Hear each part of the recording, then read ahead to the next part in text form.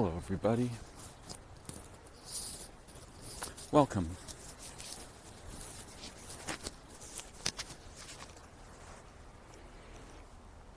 If you're listening today, I'd like you to log in and do two things. First is, tell me why you're here. What brought you here today? Why are you listening? And whatever's actually going on, just tell me what that might be. It doesn't have to sound articulate or complicated. Just want to know, what got you here. And this isn't a marketing survey. It's just curiosity. And I've already forgotten the second thing. Perhaps it'll come back to me. This is the problem with consciousness generally. And we all experience this problem uniquely. It's a problem of memory. One of my friends, her first husband had an eidetic memory and could tell her exactly the sequence of events for any day in the 20 years of their marriage.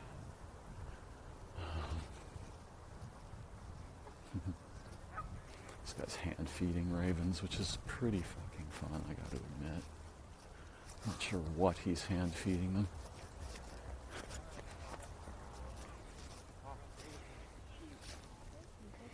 Something very small. Of course, it's against code to feed animals in the park, and it is a very dangerous thing to do. The little kid thought that because the geese were running toward him, they were intending to attack him, but it's really just because he's got food. No sweat.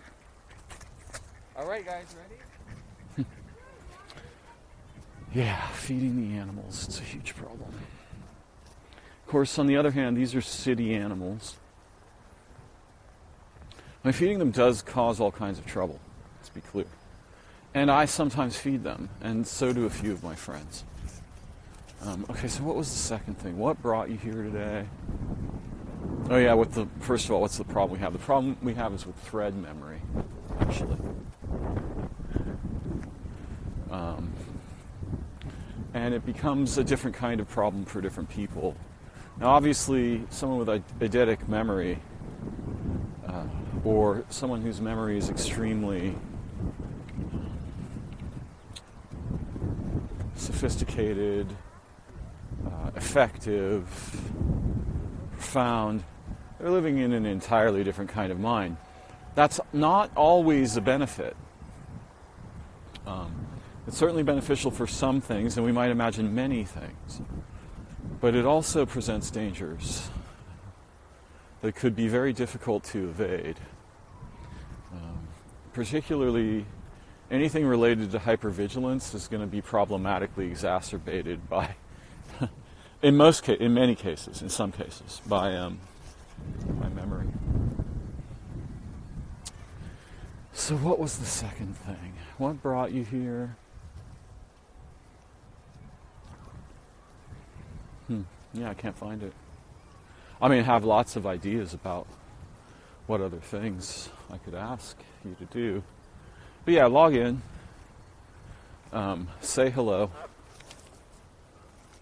And explain, just tell me something about what got you here today. And I'll think of some second thing. If I can't get my hippocampus spun up to map the history of my conscious imagination and get us to the original second thing that I originally had in mind.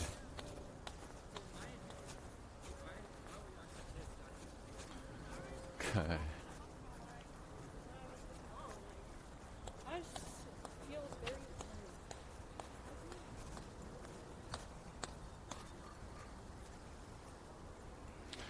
So I know, at least partially, what my initial direction is here today. And I'm willing to change that direction and explore around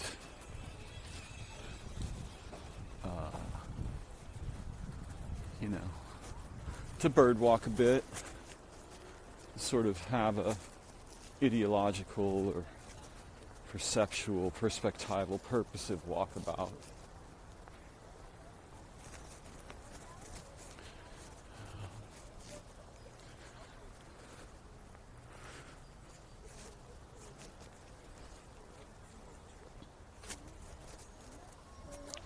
But my initial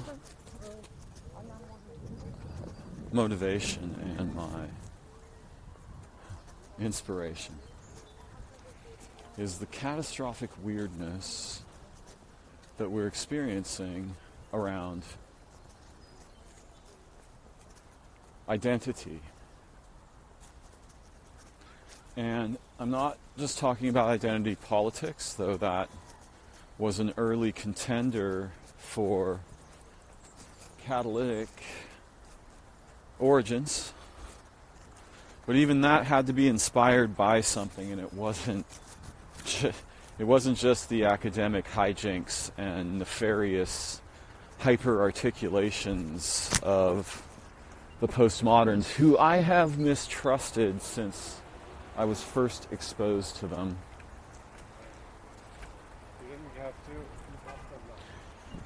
As a language poet in the 80s, as somebody experimenting with language and surrounded by other sophisticated, academic, linguistic, semiotic-oriented people like Daniel Davidson, who took his life sometime around 1988, maybe, and was the co-editor on the second issue of my magazine, Cyanosis. Took his life, ironically, by suffocation.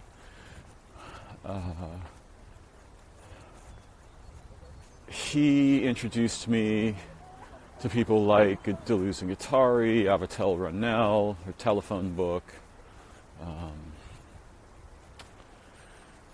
Foucault, Derrida, etc.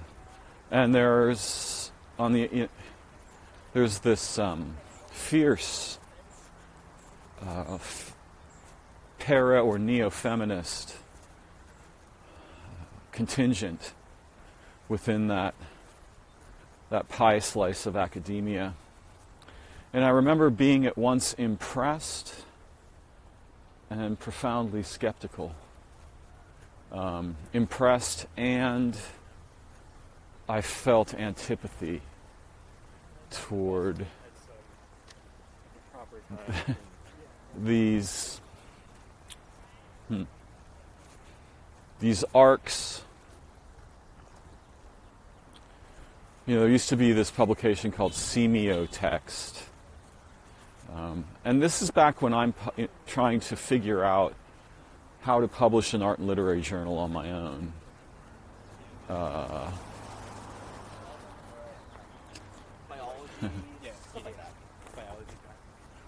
And I was really interested in the intersection between science, biology, medicine, and art. Which is why in the second issue, I went into the surgery with Frances Conley for 8 hours at Stanford and watched her take the top of a man's head off and scrape a baseball-sized chunk of his brain out. Or what was the name of the device that basically liquefies tissue? Wow. Can't remember. And then after you liquefy the tissue, you have to cauterize all the little blood vessels by hand. Wow. It was incredible. Then I watched a male surgeon walk in and essentially undo 8 hours of her work. So this isn't good enough. A man didn't do it. Typical. Part of what she was complaining about, and part of why we have actually valid feminist concerns.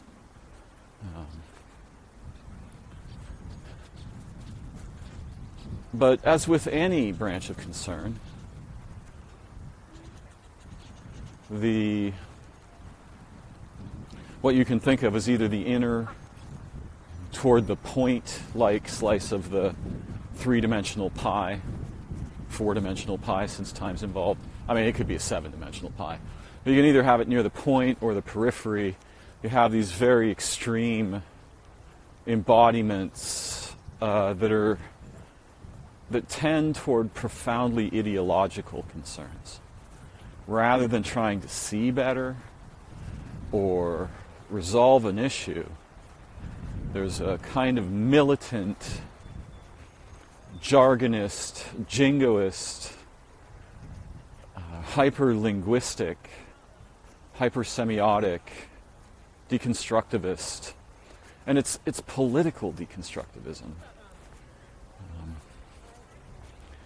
And this stuff is fascinating to me. I definitely wouldn't want it to go away.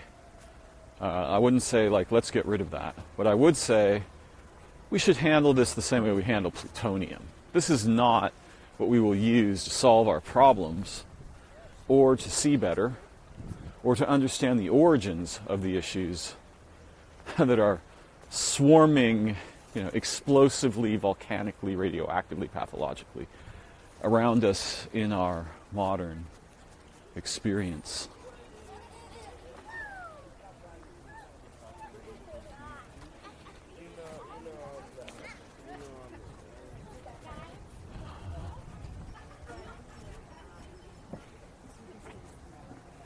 I've never actually read any Andrea Dworkin.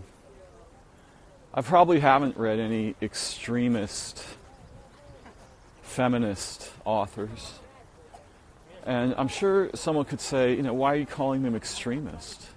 And not only that, you have three pieces downstairs. You have nothing to say about feminism. Nothing. You're a man.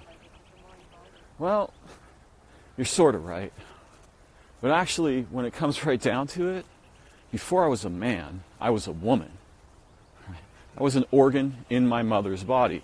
And when my mother took me to National Organization of Women's meetings in the 70s in Stockton, California, where I met astonishing minds and a lot of lesbians. But even though I had no idea what that could possibly mean or be back then, because I was unusually and catastrophically sexually naive as a young human being. My goodness, the naivete. It's not gone yet. I'm still partly that way. In any case, those were the first intelligent humans I ever met, and they made a significant impression on me. And I certainly felt the compelling tidal forces of people who said things like war is not healthy for children and other living things, and Free to Be You and Me, an album I listened to with great passion and playful wonder.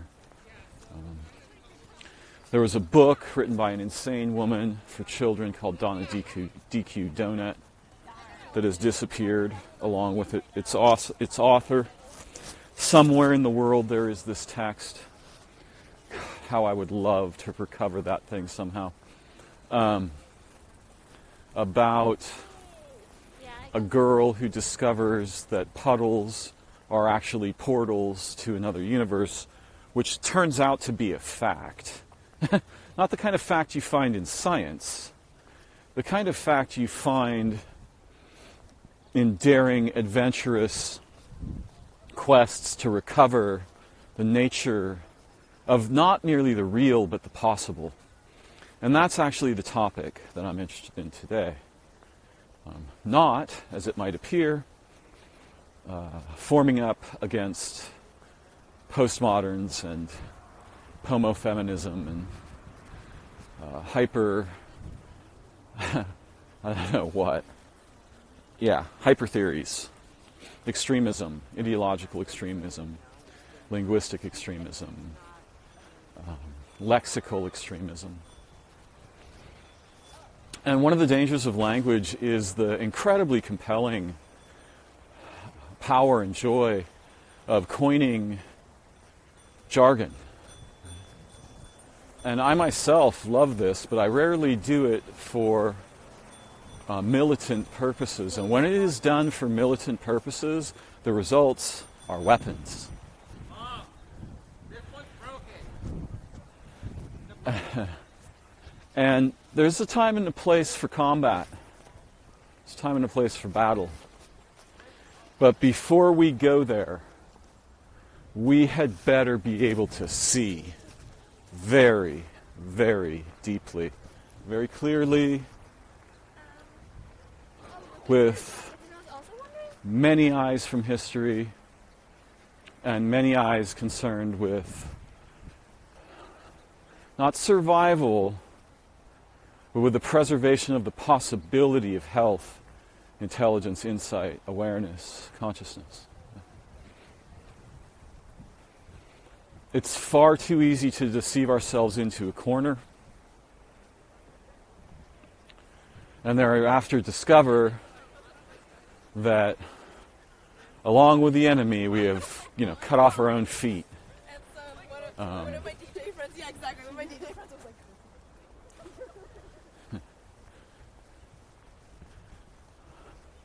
like, we and the other are the same hand. And when the pinky's attacking the thumb, screaming about ideological invective and indictment, wow, we should back the fuck up. And, get some mirrors, some satellite mirrors around us so that we can gain some perspective outside the thin slice of reality that has become erect in consciousness and threatens to weaponize the whole damn affair.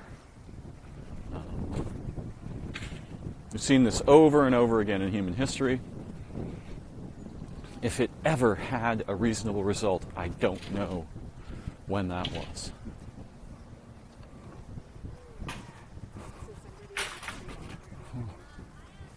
That was trippy. And you backed up within a millimeter. Look at that bucket. You see how close that is? That's close. That was good. That was amazing.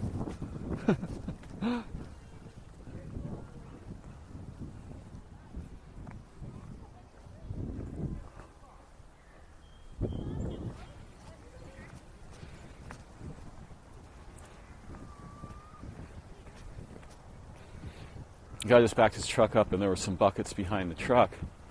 And the space between the bumper and the buckets was about maybe 3 millimeters.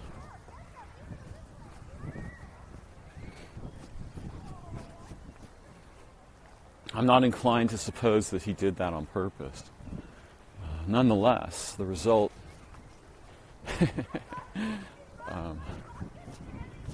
is incredible. We have this capacity that I love. I've always been fascinated by the process of estimation. And long hours with early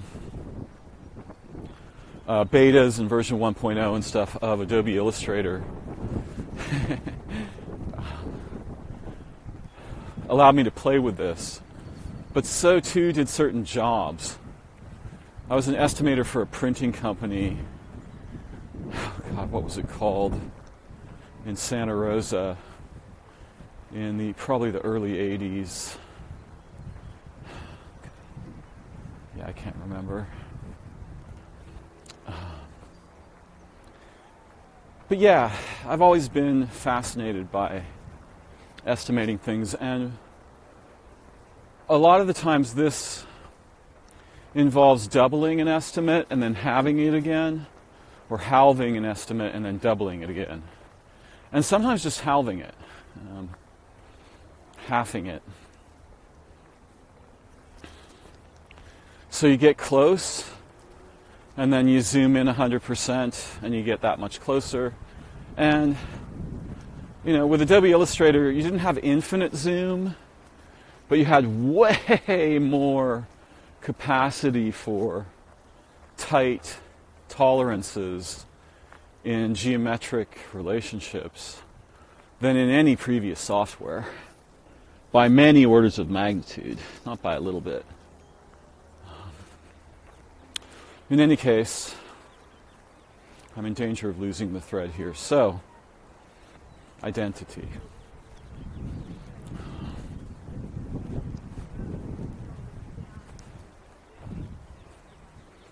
Oh, I remember. My hippocampus finally spun up. I remember the second thing. So let me know what brought you here today, if you'd be so kind. It's a small favor to ask. I don't subject you to advertising. You don't have to buy my content. So do me this little favor, if you'd be so kind. And the second thing is, ask a question. Ask me any question, and I'll answer in the comments. Seems like a fair trade, right? I want you to catalyze my sense of purpose and orientation and concern. So I kind of want to turn this around, at least a little bit. And I also want to hear your voice, even if it's just in text.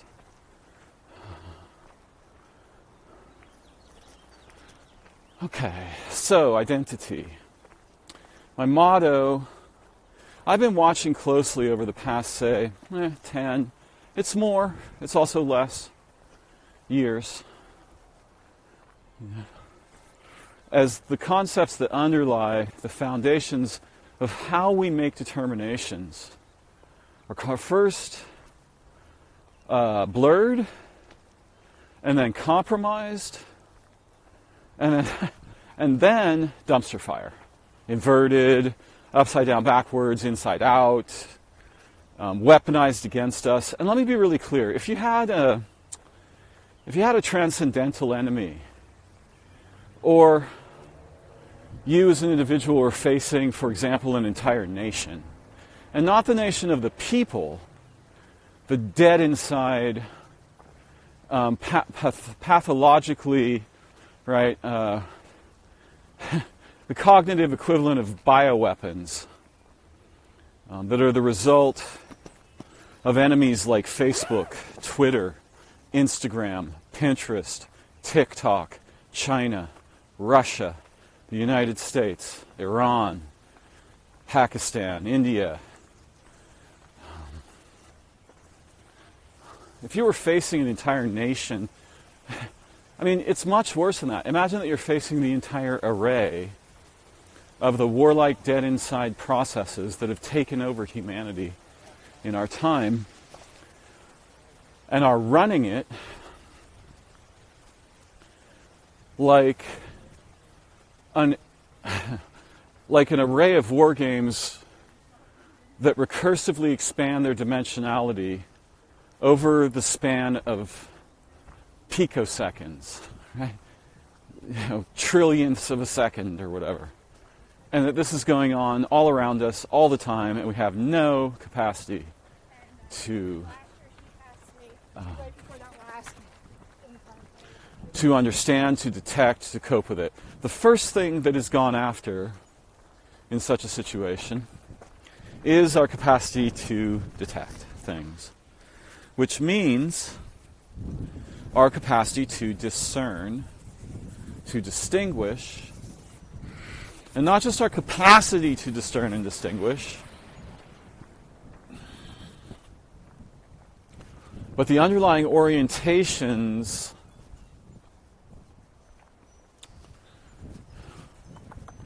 the underlying concerns,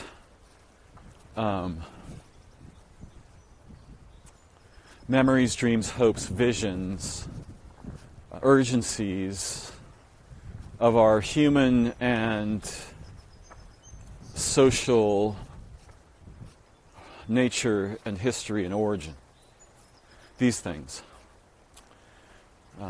Something, an array of things that aren't even things, have gone after these assets, have compromised them, and are busy weaponizing them against our own minds each other, the world, the history and future of life on Earth, the possibilities of human intelligence or coherent thought, behavior, decision-making.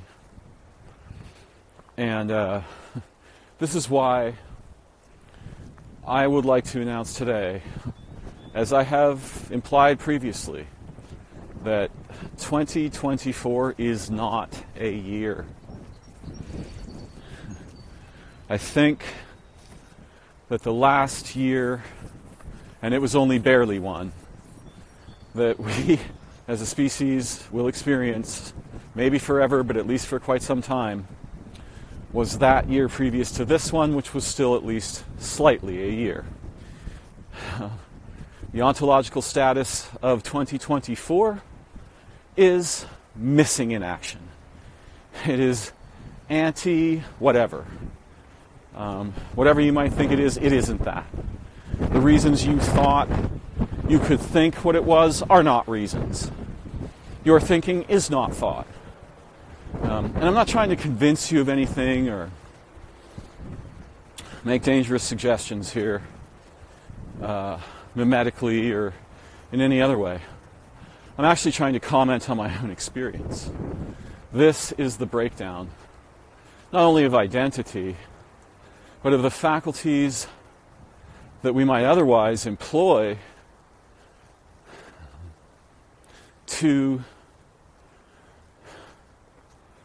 orient the purposes with which we apply consciousness to the tasks of evaluation, determination, measurement, distinguishing.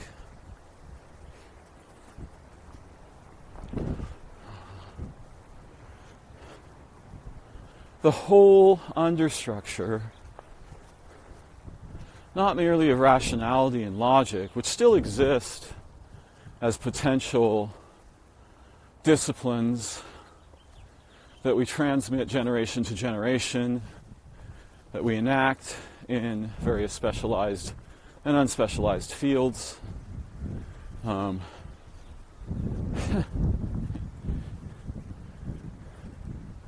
That stuff's still there. Mathematics still exists, even though we have people running around saying 1 times 1 is 2. Thanks, Terence. Because things weren't loopy enough yet. And, if that guy actually gave us any actionable insight, I'd love to see it. Because after listening to him for 3 hours, basically I just felt that, and this is a personal thing, maybe the future will if there is one, and whatever the hell that word even means anymore, maybe the future will validate his ravings. I thought it was hilarious that Joe Rogan said it took him 3 days to recover. He was out of his mind. I think he was out of his mind because Terence has a mode of charisma that is para-hypnotic, if not actually hypnotic. And I detected that early on in his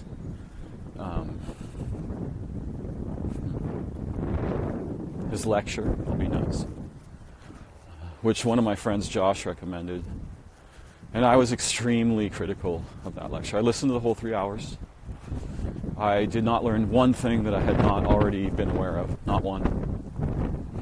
And much of what Terence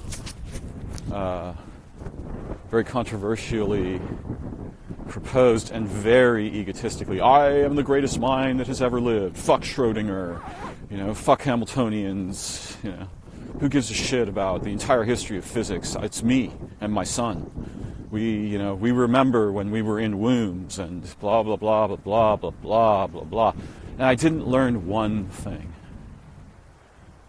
And maybe I was turned off, and so my learning abilities were inhibited, but yeah. No cookies for Terence, in my view. I can learn from listening to almost anyone, including little children. For some reason, the vault doors of insight and purpose in my mind closed and locked against that guy. By the way, I think it's important just to notice that he actually says that he formed the purpose in his heart to destroy humanity. But thankfully he came to his senses due to the loving care of his wife. Like, that gives you a pretty good view into what's going on in that mind in the first place. A lot of geniuses and prodigies have chips on their shoulder, and sometimes we're driven by our chips. Even my own mind. I'm not totally against having a chip on one's shoulder.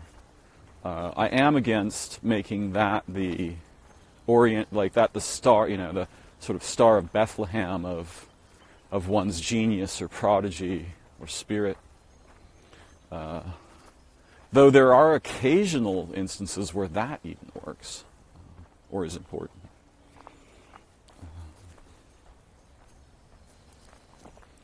Personally, I tend to trust things like anamnesis, which is unforgetting, a process, not a destination, virtue, altruism,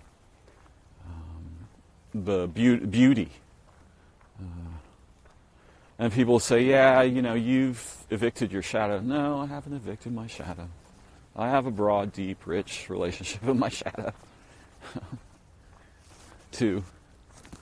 But if I start having thoughts that orient around things like vengeance or war, I tend to back the fuck up. Start asking myself some questions. So yeah, identity. What the hell is going on? And see, that's the problem. The thing with which we would make such determinations has been thoroughly, recursively compromised, and maybe has even been compromised in such a way as to cause it to become self-compromising, right? Every time you touch it, it gets worse. And again, I want to be really clear. Let's help each other preserve our capacities for wisdom and insight. But in order to do that, we may need to understand the problem. And as I spiral into this concern today, let's agree that we will generate together a kind of anti-gravity that resists the pull of this so that we can heal these faculties and reforge them together. However, to do that, we might need a clear view of what's going on, or a clear and pragmatic understanding of the forces at play. And, if you can turn the faculties that measure and make distinctions and make decisions against their own root. And by the way, this is a well-known feature of the art of war, a well-known feature of Psy-Ops in general.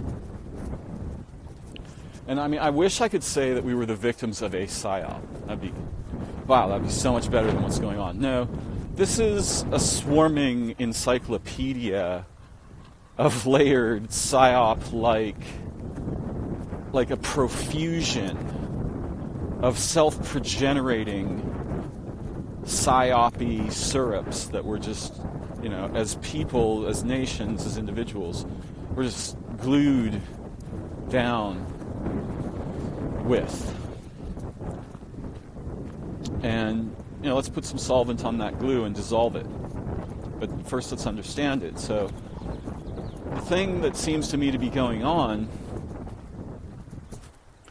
is that these faculties have been compromised in such a way, reminiscent of the way HIV attacks the immune system's ability to detect it, right? And thus to respond to it. And I'm not even necessarily certain that this is entirely a problem where the humans are doing this on purpose, though it's clear that there are many, many factions that are doing this on purpose, because it's a branch of warfare that not only you can get away with, it's self-obscuring. You won't see the footprints, you won't be able to find the culprit, because the thing you find things with is gone. Right? So that's like the holy grail of asymmetric advantage. As long as the thing you introduce into play, as long as you somehow, your people, your government, your faction of your government that wants power, your corporation, whatever, as long as you can initiate, structure, and sustain immunity,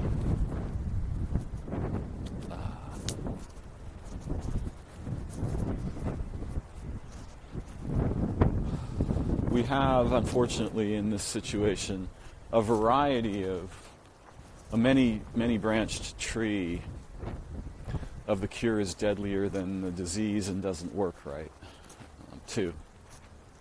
So yeah, this is an actual quagmire, a real apocalyptic mess, and I'm reminded of late passages in the Bible that, and other books that basically warn us of a situation that is so grim that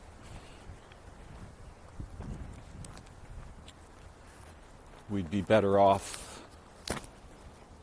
in any other state, any other. So yes, the problem. Identity is collapsing. And when we see this, what does this produce? It produces dysphoria. And not just gender dysphoria. It produces ideological dysphoria, logical dysphoria, deterministic dysphoria, creative dysphoria.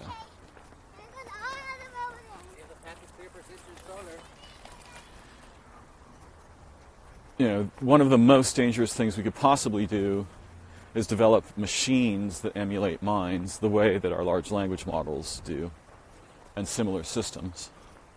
And part of the reason that that could be absolutely lethal is that we don't believe that there's a field effect of cognition on Earth, and that there's some things you could do that are so dangerous that you won't even get to know that they're dangerous, because they will, these activities, these processes, will affect the thing that you use to go looking for their effects with, right?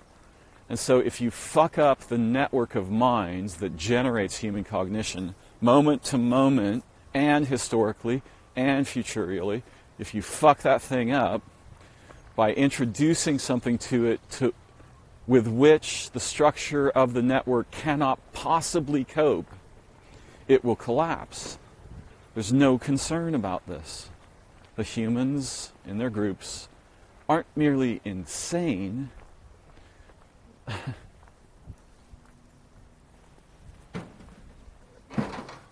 they are generating a profusion of psychotic, auto-weaponizing processes that it is impossible to understand. It's literally not conceivably possible to understand the impact of.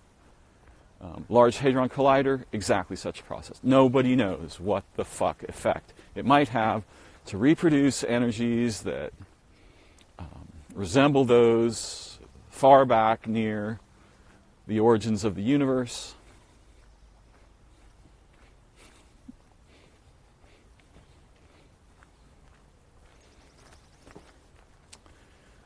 Atomic weapons. Yeah, let's just do this because Germany's really scary, Japan's really scary. Someone's going to do it first, we better do it. Bioweapons, Use mRNA on the entire population of humans. mRNA vaccines that get your cells to produce the spike proteins. Oh yeah, that was a great idea. I can't wait to see.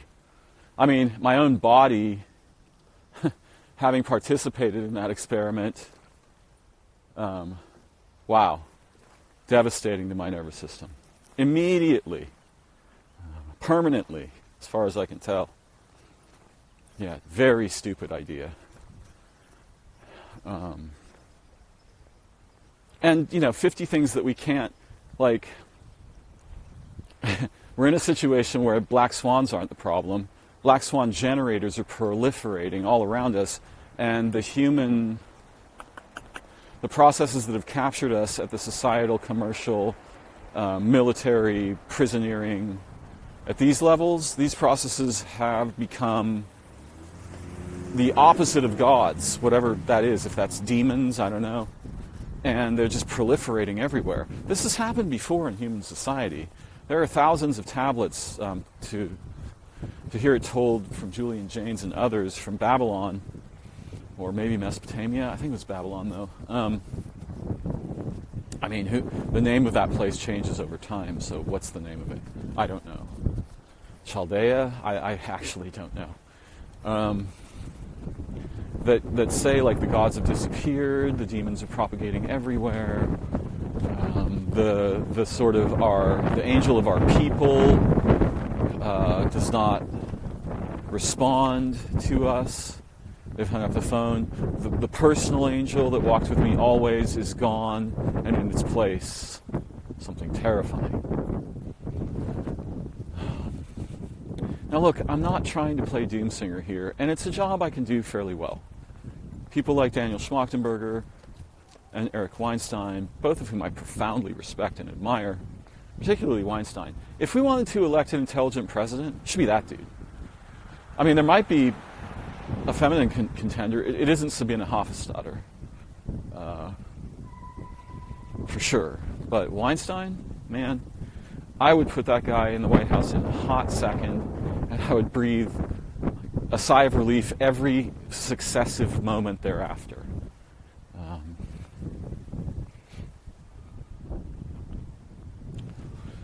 I'm not just here to doomsing. I want us to see the problem so that we can begin together to understand how to reassemble a vehicle that can float in waters like that, so that we can begin to repair, resurrect,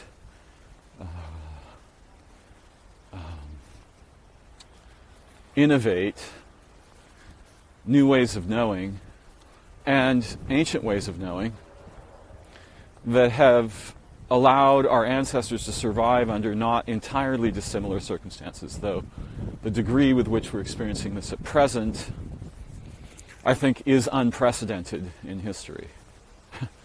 This is what I think this might be the first year that wasn't a year anytime relatively modernly, in say the past 50 years, and yet I didn't live through World War II. And that must have been pretty similar in a way, in many ways. It just wasn't. The weird thing about our situation is that you can have something worse than World War that's going on in your mind, in our minds and in our relationships, right? We can experience devastation of our interiority.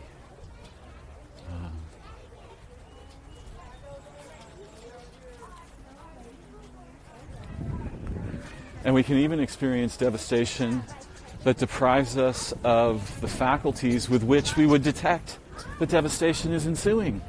And so then what do we have, right? Well, we have 2024.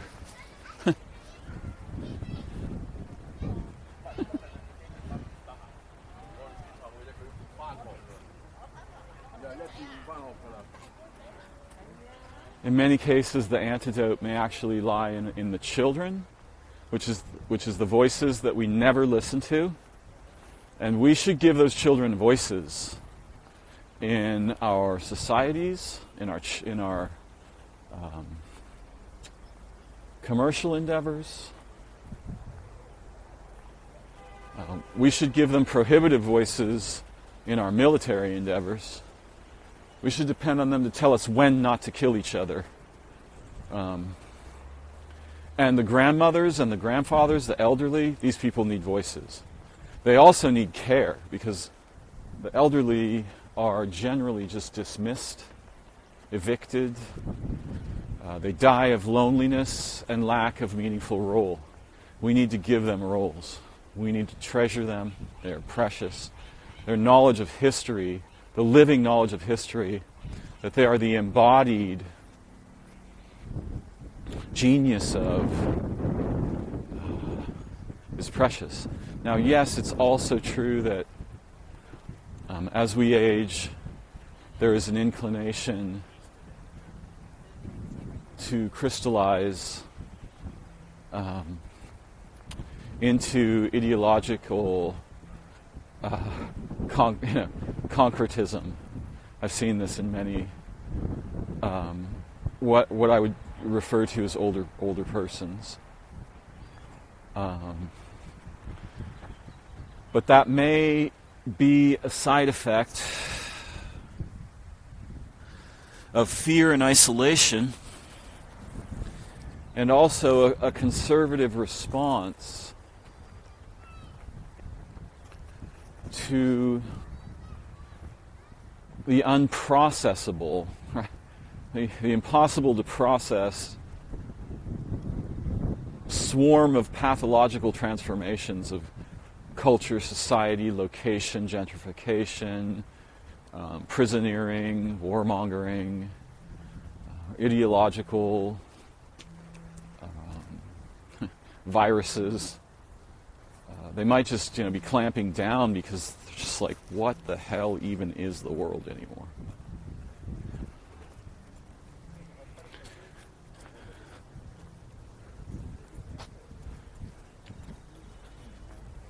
The future does not belong to us. It belongs to life on Earth, fundamentally, first. I mean, if we could give the whales a voice, that would be the smartest thing we could possibly do as humans. The trees, the forests, the jungles, let's give them a voice. Or let's take people who have become their voices and promote those people to positions where they have the power to prohibit insanity.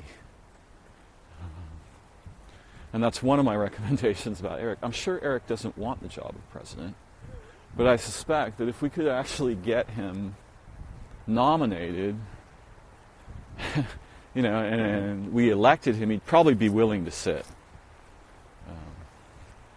And if he wouldn't be willing to sit, then he should sit as an advisor to whoever's president, and we should enact laws that force the leader of our country to take intelligent consulting very seriously. So they can't just be a one-man tyrant. Democracy, the possibilities of democracy fundamentally depend on the separation of church and state and commerce and state. Those things have to be separated. Whenever those two things, war, prisoneering, commerce, and religion, when those infect a democracy, it's the end of that democracy. And we don't have one anymore. We don't have anything resembling a democracy. One of the necessities of a democracy is a well-educated populace, common populace. We have the opposite of that. On purpose. Different factions within different parties went after the possibility of free and liberal education very ferociously over the past 50 years, and very successfully.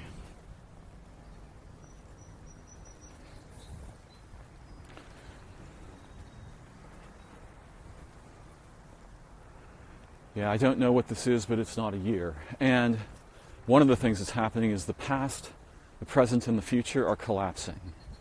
And this does present certain unique opportunities. Mad people and prophetesses and prophets will certainly arise in this time, and some of them will will operationalize the vortex, the temporal vortex, and create vehicles in which they and perhaps their followers can ride those currents into what? Power? Hopefully insight and intelligence, communal coherence, honesty, integrity.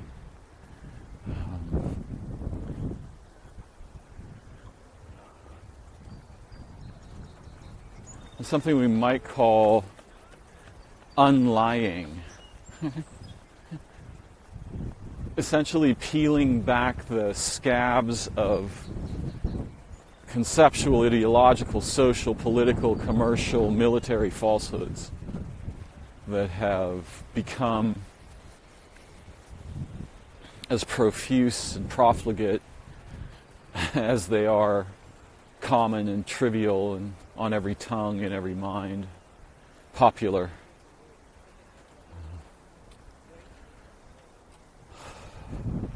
It's certainly conceivable that we can engineer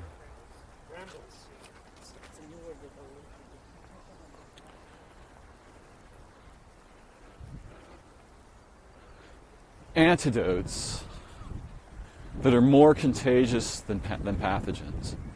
The real stuff.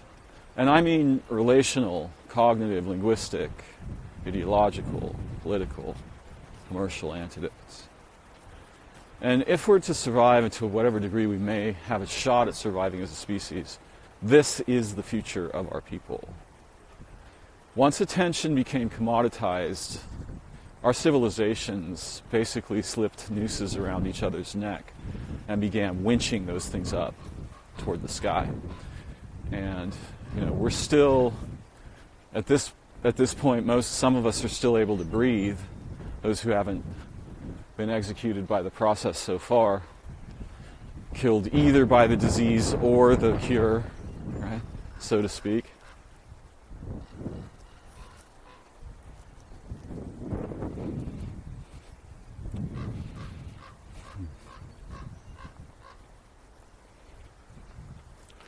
So those of us that are still alive, I mean, if some of us are just spectators, right? We're just kind of here to watch the apocalypses mating with each other on the horizon and producing, little baby apocalypses that are going off inside us or replacing our interiority or our potential or our future.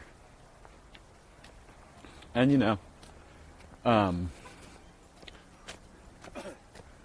if your life is like that REM song,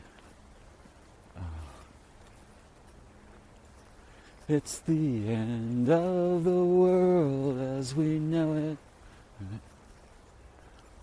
By all means, pop a beer, put some music on, and watch the history and future of not just the humans, but life on Earth burn to a cinder. I don't really mean that, but really, I don't have a lot of judgment about that. And it's sort of, if we don't produce compelling antidotes together, then at some point we're going to lose the capacity to do so. This is like Musk's idea, and Weinstein half agrees. Musk thinks we can get off planet to other worlds in the solar system. I think that's not possible. I have good reason to believe that humans can't survive metabolically or cognitively beyond the Goldilocks zone long enough to undergo genetic modulation that might allow us to exist on, for example, Mars. I think the only chance of us existing on Mars would be is if we could easily travel back and forth from Mars to the Earth. That would give us the possibility of surviving the modulation phases. I don't think we can survive in space. I'd be very surprised if we can.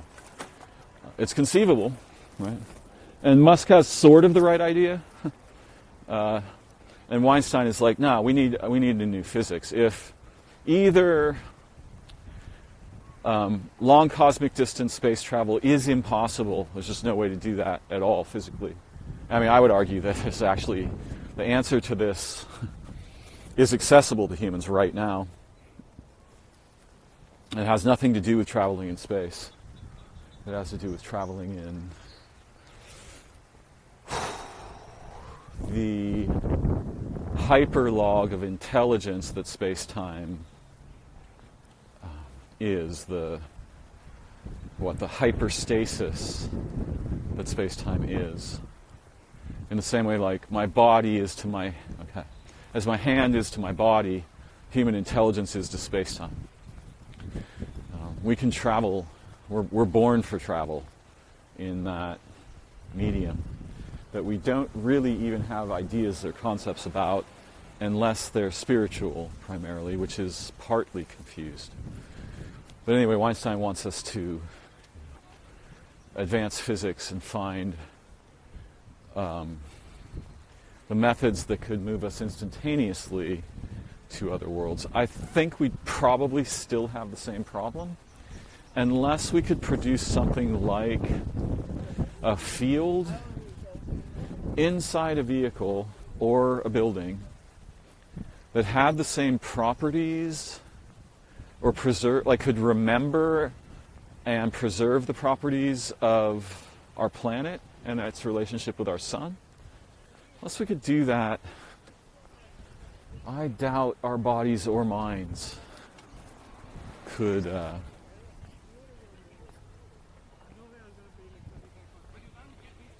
survive. It's possible, and who cares about Darren's theories? But I'm just trying to understand what are the actual potentials. And I'm not closed to other arguments. I've had conversations about this, though, with advanced non-human intelligences, and their perspective was generally, I mean, they had like 15 different perspectives, but most of them agreed that physical travel in space for humans is not a thing. But what I was trying to say is, similarly, Musk is concerned that there's a window where we might be able to get off planet, and that window probably won't last. Okay, and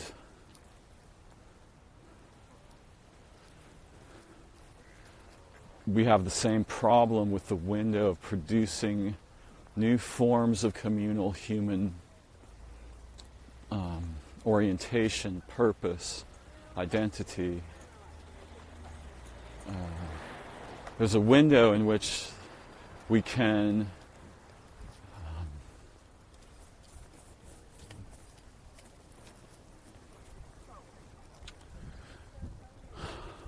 pulling that start string on my vocabulary here.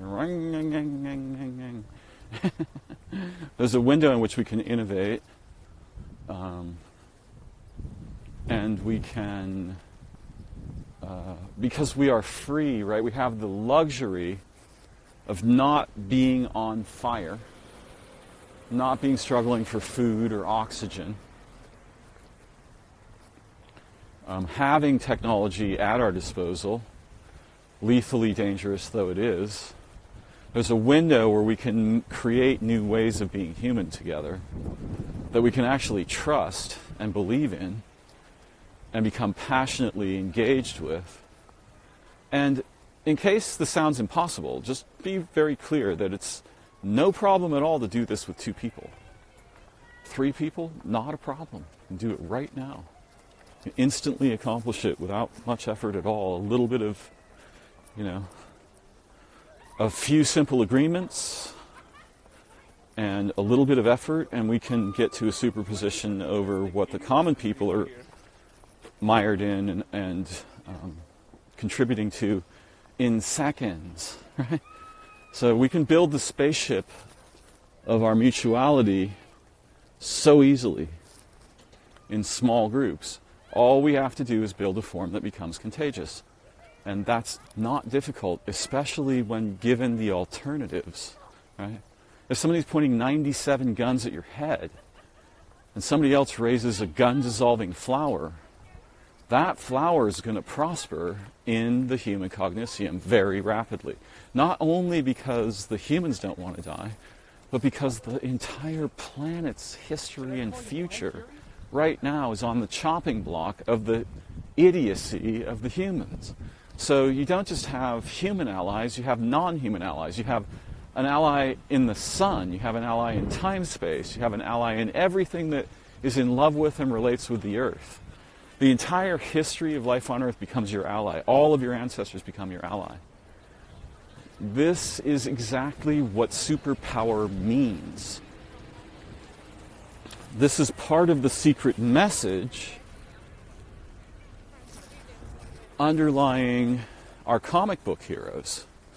Right? Do something so amazing and beautiful that the entire history and future of life or beings agrees, and they will join your project and lift you above your station. So this is what we must learn and remember and recover together. Our more than merely human faculties, relationships, abilities, potentials, intelligences. And we were born for this. This is why we came. In a nearly explicit sense, this is why we came to human birth.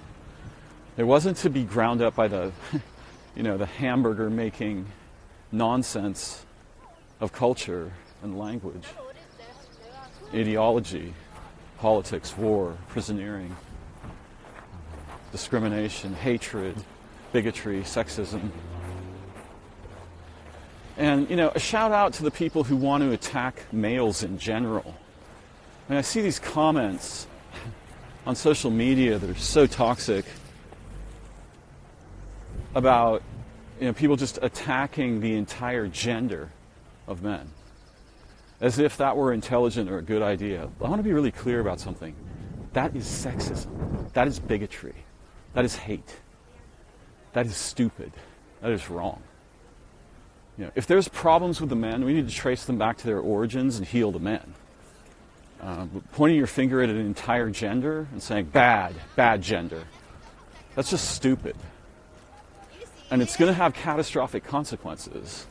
That will not bring a new world where, a new way of being human, where we're intelligent and caring together with and for each other. And that's what the antidote looks like,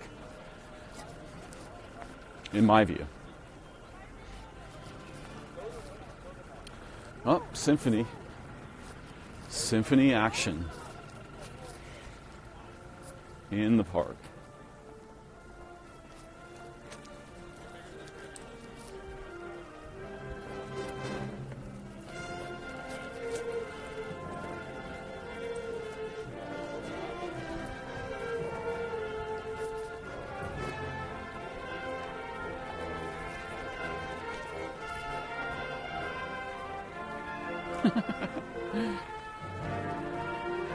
This is a great closure for my recording today.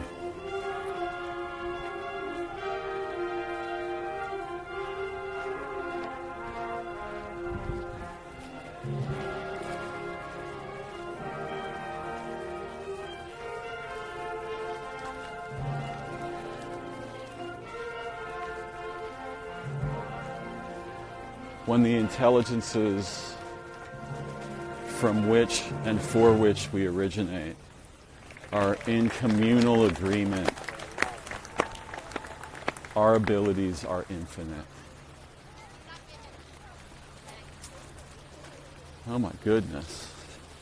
Music all day long here. Wow. Okay. That's awesome.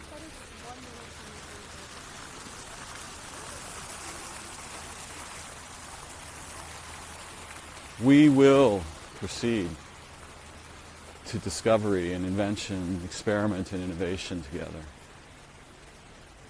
And if you find this inspiring, get a couple of people together and play with the possibilities and the infinite depth of the intelligences native to our origin and nature as beings, as organisms, as animals, and as humans. You will find not just an undiscovered country, an undiscovered universe of potential. Empirical reality is not the limit of what is true and accessible.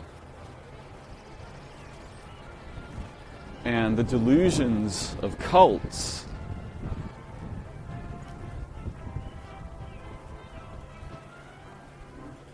are a distraction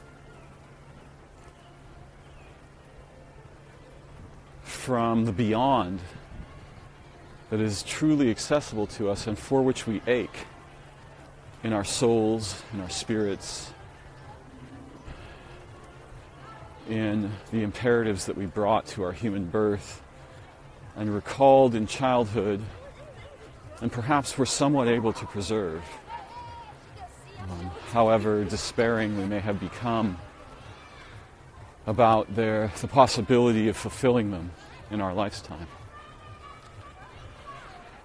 So these are some of my thoughts for the day. So grateful to have this time with you, your attention, your concern. Sign in. Let me know what brought you here today and ask a question.